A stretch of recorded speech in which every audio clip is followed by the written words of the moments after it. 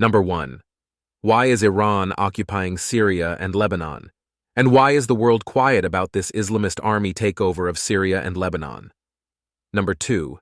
Do people realize just how unique and therefore challenging warfare is in Gaza? It is practically a new form of warfare, an urban setting, extensive use of human shields, and massive tunnel infrastructure. Number 3. Why isn't the Israeli government getting real with the public? Hamas does not want a hostage exchange. It wants a full stop of the war. Hamas believes it can get one because Israelis are begging them for a hostage deal.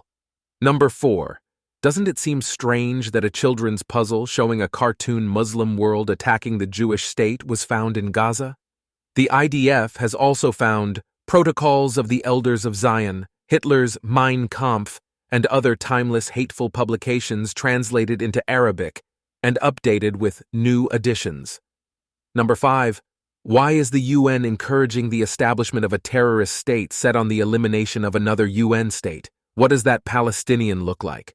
Like Hamastan, Gaza, or the terror cities of Jenin and Nablus? Number 6. Can you imagine if people who gang-raped your daughter were called freedom fighters to justify their actions? No further comment. Number 7.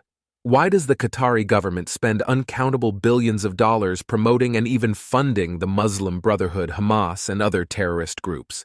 And why isn't the US government holding them more accountable? Number 8. What exactly is the Palestinian cause? From my vantage point, it appears that it is all about erasing the Jewish connection to the land and vilifying the Jewish people. In fact, the name Palestine is a colonial term. The area was called Judea, but the Romans renamed it Palestine as an insult to the Jewish people. Then the area was Arabicized and Islamified around the 7th century. Number 9. Why do people think so many Palestinians are essentially innocent bystanders? A new poll shows that 90% of Palestinians think that the October 7th massacre was a legitimate resistance operation or a somewhat flawed but legitimate resistance operation. Number 10. When will more people acknowledge that the combatant-to-civilian death ratio in this Israel-Hamas war is unprecedented? Even if you believe Hamas's claim that around 25,000 people have been killed in Gaza, the combatant-civilian death ratio in Gaza is about 1 to 1.5 and less than 1 to 2. In other words, for every combatant killed, less than 2 civilians are killed. For reference, civilians usually make up around 90% of casualties in war, according to the UN. That's a 1 to 9 ratio, 1 combatant for every 9 civilians. Number 11. Why is U.S. President Joe Biden's administration suddenly attempting to bring down Israeli Prime Minister Benjamin Netanyahu's government by now saying that the war is not winnable? Shouldn't they be working to bring down Hamas and Palestinian Islamic Jihad? Number 12. Is there a difference between a Gazan child killed in an airstrike by an Israeli pilot who did his best to avoid innocent victims and an Israeli child tortured and beheaded in front of their parents by a gleeful Hamas butcher? No. There is no difference between the dead children. But why does the world not see a massive difference between the men who caused their deaths? Number 13. When will more people realize that Judaism without Zionism ends in pogroms and concentration camps, with millions of Jews dead? See history. Number 14. Why are the same people who keep telling us to not stop talking about Palestine never tell us to not stop talking about Yemen, Sudan, Ukraine, Somalia, Syria, or Ethiopia? It's as if the entire world is completely peaceful and problem-free, and the Israeli-Palestinian conflict is the only thorn in our collective side. Number 15. When did free speech allow blocking traffic, floating balloons that might crash planes, vandalizing bookstores and public libraries, firing guns at schools and assaulting people who video record your anti-Semitic chants at street demonstrations?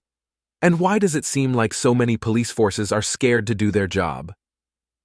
Number 16. Why doesn't content coming out of Gaza carry a warning that Hamas has influenced its editorial direction? The Gaza Health Ministry is run by Hamas. Hamas is the 5th most active terror group in the world. Can somebody connect the dots? Number 17. How are the same Palestinian children saved by different people in different locations on different days? 3 photos were published of the same Palestinian girl, probably 8 or 9 years old, being saved by 3 different men from 3 different locations in Gaza. Either we're missing something or she sure knows how to get around the strip quickly. Number 18. Why does Israel find itself needing to target senior Iranian military leaders in Syria and Lebanon? Cough. Iranian cough, occupation cough. Number 19. When will the Palestinians realize that Jews are not part of their problem, but part of their solution? In the 1920s, for example, ardent Zionist Dr. Israel Kligler, a microbiologist, helped eradicate malaria in the region, which ironically resulted in a major share of the Arabs' massive population increase. Number 20.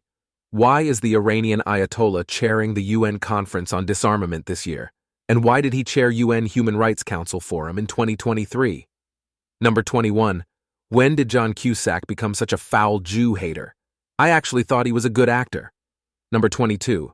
Why don't more people realize that if the Palestinians have the ability to stay alive by simply not killing Israelis, then the Palestinians are not facing genocide? If the Israelis have the ability to stay alive only because of their tremendous defense systems, then the Israelis are facing genocide. But I digress. Number 23. Why aren't more politicians telling immigrants in their country that if they hate this country, and if they encourage the destruction of its allies like Israel, then we don't want you here? It's a pretty straightforward social contract. No fine print needed. Number 24.